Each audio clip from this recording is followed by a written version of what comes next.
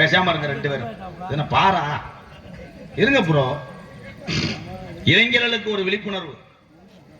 என்ன விழிப்புணர்வுனா, நீங்க எல்லாம் டூலர்ல போகும்போது ஹெல்மெட்டை வீட்டில் வச்சிருங்க. ஆர்சி புக்கு லைசன்ஸை நேற்று போட்ட சட்டிக்குள்ள வச்சுட்டு போயிரு. போலீஸ் காவல்துறை பிடிச்ச உடனே ஐயா வணக்கம் ஐயா. ஆனால் நிறைய ஐயா காவல்துறை ஐயா உங்களுக்காக விழிப்புணர்வு. இளைஞர் பூரா ஹெல்மெட் போடுங்க. ஆர்சி புக்கு லைசன்ஸு எல்லாம் வச்சுக்கோங்க. காவல்துறை அதிகாரி ஐயாவுக்கு ஒத்துழைப்பு கொடுங்க. நீ எதுக்கு வெட்டியா 1000 1500 அப்ப அதெல்லாம் செய்யாதீங்க. 10,000 நீ கட்டிக்கிட்டே மழு வேலை வைப்பேன். 10,000 சொன்ன உடனே அங்கனையும் முண்டமா உருண்டிருப்பிய, வடக்கு வடக்குன்னு உதஞ்சிருப்ப. இதுல சில பேர் காவல்துறையிட்ட நல்லா சமாளிக்க கத்துக்கிட்டேன். அபிராமத்துல பிடிச்சோம்னா அழகா சொல்லுவேன், கமிதி ஆஸ்பத்திரியில என் பொண்டாட்டி மாசமா இருக்குங்க, புள்ள வரதுச்சுங்க, புள்ள குடல் சுத்தி போனோம்யா. அவர்கிட்ட நீ எந்தூரா அங்க பெரியப்பா போலீஸா தான் இருக்காரு. எங்க இருக்காரு? இருந்தாரியா, இப்ப ரிட்டையர்ட் ஆயிட்டாரு. எல்லா கதையும் சொல்லுவேன். ஆனா காவல்துறை விட மாட்டாங்க. ஏன்னா காவல்துறை தன்னுடைய கடமை செய்து கொண்டிருக்கிறார். அதெல்லாம் நீங்க சிந்திச்சு பார்க்கணும். நான் காவல்துறை ஐயாவுக்கு எதுவும் வாங்கிட்டா பேசினேன். எனக்கு அதிக நண்பர்களே காவல்துறை தான். நன்றி நன்றி. ஆனா ஏன்ட்டையும் 200 போட்டிய இப்ப இல்ல, நான் சொல்றது 2016ல. இப்ப போட முடியாது. ஏன்னா இப்ப மேடைக்கு நான் தான் காவல்துறை. விழிப்புணர்வு படுத்திக்கிட்டே இருப்பேன். ஏன்னா நீங்க எல்லாம் நல்லா இருக்கணும். ஐயா இப்ப என்ன பண்றீங்கன்னா, அங்கிட்ட ஒரு 4 போலீஸ், அந்த ரோட்ல ஒரு 4 போலீஸை போடுங்களேன். ஒரு வயிற்று லைசன்ஸ் இருக்காதியா, எப்படி ஏவிட்டேன் பாத்தியா. ஆனால் ஒரே ஒரு விஷயம் மட்டும் எல்லாரும் கவனிச்சு பார்க்கணும். காவல்துறை நம்மளை பிடிச்சி ஹெல்மெட்டுக்கு அவதாரம் போடுறாங்க, லைசன்ஸ் இல்லாம அவதாரம் போடுறாங்க. நீங்க சொல்றீங்கல்ல, மது அடிச்சுட்டு வந்தா அவதாரம் போடுறாங்க. நல்லா எண்ணி பார்க்கணும். இப்ப நான் சொல்லக்கூடிய கருத்து காவல்துறை அதிகாரியா உண்மையா செய்திருக்காங்க. அது உண்மைன்னா கை தட்டலாம். நம்ம இருங்க வைக்கலாம் சொல்றதுக்குள்ள என்ன சமைச்ச பண்ண அடிக்கிறேன். அப்ப நீ சொல்லு. நம்ம ஆண்கள் மட்டும் போனாதான் நடு ரோட்ல மறைச்சு நம்மளை என்கொயரி பண்றாங்க, விசாரிக்கிறாங்க. ஆனால் பெத்த தாயை ஒரு மகன் ஏற்றிக்கொண்டு செல்லும் பொழுது, அதே மாதிரி கணவன் மனைவியை ஏற்றிக்கொண்டு செல்லும் போது காவல்துறை மறிப்பதில்லை. ஏன் மறிக்க மாட்டாங்க? ஏன்னா தாய்மார் மீது அவ்வளவு ஒரு அக்கறை கொண்டது காவல்துறை. இதெல்லாம் நான் எதுக்கு சொல்லிக்கிட்டு இருக்கேன்? ஏன் சொல்றேன்? இந்த தொகுதியில எம்எல்ஏக்கு நிக்க போறேன்னா கிடையாது. ஆமா, நீ வெண்ணமைய முழு போதையில போ, உனக்கு சைடிஸ் வாங்கி கொடுத்து ஊரு வாங்கி கொடுத்து நக்க சொல்லுவார். ஐயா நோட் பண்ணிக்கங்க, பேசல அடிங்க லத்தில. நாடகத்தை கருத்து விடாப்பா. எனக்கு ஒரு சந்தேகம். இந்த வந்துட்டேன். என்னடா பெதர்னா கொட்டையா? ஐயா இவன் மேல ஒரு கணேசி போல கேஸ் போடுங்க. அதான்டா வேணா, அது உனக்கு தெரியலையா? அறந்தாங்கில வேலுச்சாமி செராசு கடைன்னு ஒண்ணு இருக்கு. கொண்டு போய் அதில் கலட்டி வை, நேமினேஷன் பண்ணுவேன். லண்டனுக்கு அனுப்பி விட்டு ஆராய்ச்சி பண்ணிட்டு மைத்த புடுங்குவான்.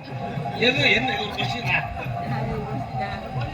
அதே மாதிரி இந்த உலகத்திலேயே நம்ம எவ்வளவு தவறு செஞ்சாலும், எவ்வளவு அக்கப்போர் கூட்டினாலும், எவ்வளவு காலித்தனம் பண்ணாலும், நம்மளுக்காக காத்து கிடந்து நம்மளுக்காக போட்டிருந்த உடையை துவைச்சு நம்மளுக்காக சாதத்தை பொங்கி வச்சு பிள்ளை ஊட்டியெல்லாம் வளர்க்கக்கூடிய ஒரே ஜீவன்னா என் தாய்மார்களை தான். என்ன மேடம் அவசரப்பட்டு கை தட்டிட்டீங்க? இப்பதானே நான் குழி தோண்டியிருக்கேன், இனிமே தான் நான் சென்ட்ரிங் போடுவேன். அப்ப அதுக்காக என் ஆம்பளை விட்டு கொடுத்தோம்னா நாளை பண்ண என்னை தூக்கி போட்டு பழக்க மாட்டாங்க, விடவே மாட்டேன். அதே மாதிரி ஆம்பளை காடுகர போய் ரத்தம் சிந்தி வேர்வை சிந்தி கையெல்லாம் பொத்து காலெல்லாம் பொத்து வேலை செஞ்சு காசை கொடுக்கட்டும். நீ எந்த லோனுக்காரன் வர்றான்னு உணர்ச்சிய வாங்கு. லோனை பூரா வாங்கி வை, 5 லட்சம் 6 லட்சம் வாங்கி வை. குடும்பம் புல் புல் புல் சிச்சுக்கங்க, தரமா சிச்சுக்க. லோன்லாம் வாங்கக்கூடாது. அதே மாதிரி கணவர்கள் எவ்வளவு சம்பளம் வாங்கிட்டு வர்றாங்களோ அதுக்கு தக்கன குடும்பம் நடத்த எல்லாரும் கத்துக்கங்கத்தா. இன்னைக்கு எத்தனை குடும்பம் கடனால சீரழிஞ்சுக்கிட்டு இருக்கு நண்பா. உண்மைதானா நண்பா? அவசரப்படக்கூடாது. அப்படி ஆசை கூட்டுவேன். வட்டியே கிடையாது மேடம். பார்த்தா இன் பண்ணிக்கிட்டு நாங்க அந்த லோன்ல இருந்து வர்றோம். வட்டியே கிடையாது. 5 வருஷம் தான். 100க்கு அவ்வளவுதான் 10 பைசா தான் ஆண்டுவேன். ஏத்திவேன், கிருன்னு ஏத்தி வீட்டை வந்து சீல் வச்சிருவேன். அப்புறம் நீ வீட்டுக்கு வெளியே திண்ணையில தான் மருதமணி மாதிரி படுத்து கிடக்க வேண்டியது. சிந்திக்க வேண்டும். அதே மாதிரி பிறந்த நாள், இந்த உலகத்துல பிறந்த நாள் ஏன் கொண்டாடுற? ஒவ்வொரு மனிதனும் கவலை இல்லையா? கவலை இருக்கு. கவலை இல்லாத மனுஷன் யாரும் தெரியுமா? விவரம் தெரியாம பிறந்து உருண்டுகிட்டு தெரியவர குழந்தை, அதுக்குத்தான் கவலை இல்லை. இந்த உலகத்துல எல்லாத்துக்கும் கவலை உண்டு. பிறந்த நாள் வந்து 15 கிலோ கேக்க வாங்கிக்கிட்டு அதுல மெழுகு வத்திய கொத்தி வச்சு இந்த தண்டியா நீக்குறக்கார மாதிரி ஒண்ணு வச்சிருக்காங்க. அத்த தண்டியாலே இருக்கு, உலக்க மாதிரி ஒண்ணு வச்சிருக்கேன். அதை அடிக்கிறேன், அடிச்சு அந்த தூசி ஊரா அதுல விழுந்து அந்த பிறந்த நாள் கொண்டாடுறவனுக்கு அள்ளிக்கிட்டு மம்பட்டிக்கிற அள்ளிக்கிட்டு பூசுறாங்க. பூசி அவன் வெட்ட வந்த பிறந்த நாளுக்கார மூச்சு திணற எல்லா பேரும் திணிக்கிறேன், திருன்னு போடுறேன் வாயில. திணிச்சு அக்கப்பூர் படுத்தி கேக்கெல்லாம் சிந்தி அங்கிட்டு ஒரு பொம்பளை குடம் தண்ணி குடம் தூக்கிட்டு வந்து அந்த கேக்கில் வலிக்கு விழுந்து மூக்காந்தண்டை உடஞ்சி. இது பிறந்த நாளாக. பிறந்த நாள் எப்படி கொண்டாடுறோம்னா, உங்க ஊர்லயே கஷ்டப்படக்கூடிய ஒரு ஏழை சிறுமியோ சிறுவனோ குடும்பமா இருந்தால் உன் பிறந்த நாள் விழாவுக்கு அந்த குடும்பத்துக்கு உதவி செய். அதுதான் மிகப்பெரிய ஒரு தர்மம். சும்மா வந்து கேக்கு வட்டேன் பீரை குலுக்கிட்டு அடிக்கிறானே, குளுக்குறானே, நல்லா கல்லாக குடிக்கி புதுச்சுன்னு அடிச்சு புறை ஏறி மூக்கு ஊரம் சளி வந்து என்ன ப்ரோ? நான் பிறந்த நாள் எப்போ கொண்டாடினா, எங்க அம்மா வேற முத்துவள்ளி பிறந்த நாள் வரும்போது எங்க ஆத்தா ஒண்ணு செய்யும், கேசரியை கிண்டி வீடு விடா கொண்டு போய் கொடுத்துட்டு ஆசீர்வாதம் வாங்கி விபூதி வைப்பாங்க. அப்படி விபூதி வைக்கும் போது எங்க ஐயா வண்ண வாடு என்னைய போய் கேசரியை கொடுத்து லப்புன்னு தின்னு விட்டு ஐயா பிறந்த நாள் அவன் ஆடிட்டேன்.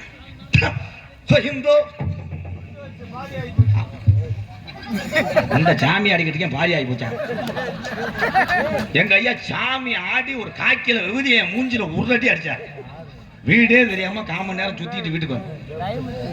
அதுதான் பிறந்த நாள். அன்றைய தினம் கேசரி, இந்த உப்புமா, இந்த மாதிரி இதுதான் பண்ணி கொடுப்பாங்க. அதான் உண்மையான பிறந்த நாள். இப்போ வந்து பிறந்த நாள் கொண்டாடமா பார்ட்டி வச்சு நம்ம என்னென்னமோ பண்ணிக்கிட்டு இருக்க அன்பு உறவுகளே, படிக்கக்கூடிய இளைஞர்கள் தான் இந்த நாட்டில் அதிகமா இருக்காங்க. படிச்சாலுக்கு கூட வேலை இருக்கா? வேலை இருக்கா? உங்களை பார்த்தேன் கேட்கிறேன். படிச்சு வச்சுக்கலாம், சும்மா வச்சுக்க.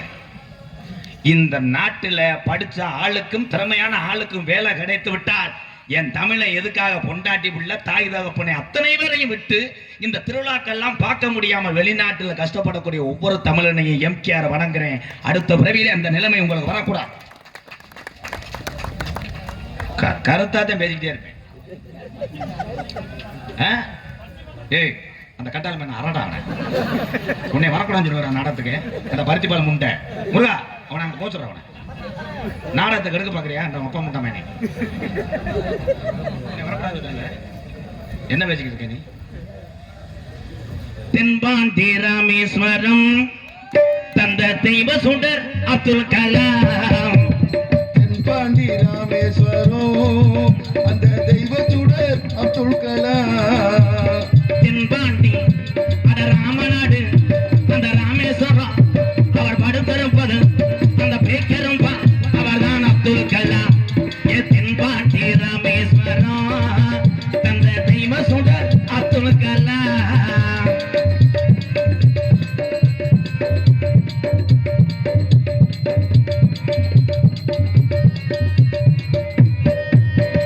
அக்கினி சிறகடிச்சு அணு ஆற்றலையே உடத்து காட்டி ஐயா.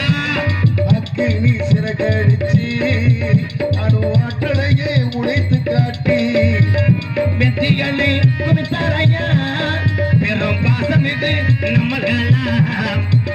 தென்பாண்டி ராமேஸ்வரம் தந்த தெய்வ சுடர் அப்துல் கலாம்.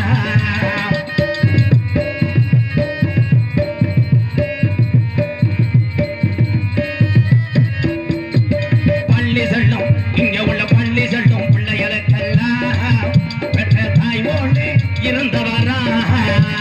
பள்ளி செல்லும் பிள்ளைகளுக்கெல்லாம் பெற்ற தாய் போலே இருந்தவரா. கல்வி வளம் தந்தரையா, இருக்கிற கனவுகள சொன்னரையா. தென்பாண்டி ராமேஸ்வரம் தந்த தெய்வ சுடர் அப்துல் கலாம்.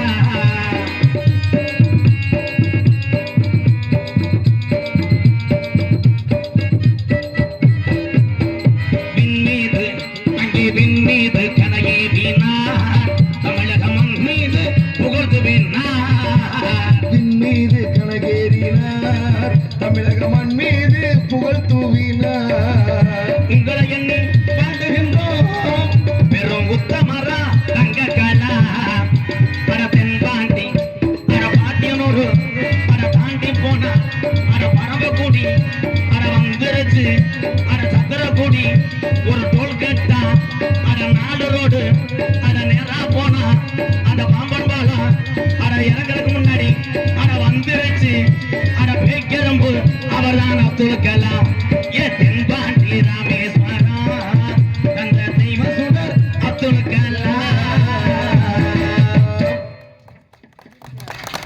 நன்றி நன்றி நன்றி. அப்துல் கலாம் ஐயா உலக நாடுகளே இந்தியாவை திரும்பி பார்க்க செய்த ஒரு உத்தமர். அவர் இந்தியாவுக்கு பெருமை சேர்த்தது அவருடைய அறிவு சார்ந்து, அவர் படிப்பை சார்ந்து, அவர் திறமை சார்ந்து பெருமை சேர்த்தார். ஆனால் அவர் பிறந்த மண்ணு தமிழ் மண், தமிழகன், தமிழன் என்பது நம்ம அத்தனை பேருக்கும் பெருமை. அப்துல் கலாம் ஐயா ஒரு தமிழன் என்பது பெருமை. அவர் தான் எதையுமே ஜெயிக்காம போயிட்டார். நீங்க ஒரு பீடுல ஒரு பதவியில இருந்தா ஊர்ல எப்படியும் 80 ஏக்கரை வாங்கிக்கிறேன், அப்படியே டவுல் மடங்கா மாறிக்கிறோம். ஆமா ஆமா ஐயா, முன்னாடி இருந்து பேசிக்கிட்டு இருக்காங்க, நல்லா இருப்பிய. ஒரே விஷயம், இங்க வந்திருக்கின்ற என் உறவுகளை பூரா எவ்வளவு கஷ்டப்பட்டு பைக் எடுத்து பெட்ரோலை போட்டு ஆளை சேர்த்து ரொம்ப தூரத்துல இருந்து வந்திருப்பீங்க. உங்களை அத்தனை பேர் பாதம் தொட்டு ரொம்ப ரொம்ப நன்றி. ஆமா கம்பு இல்லையா, கம்பு வேலைக்கிற வெட்டிக்கங்க, ஒரு கம்பு வெட்டுங்க.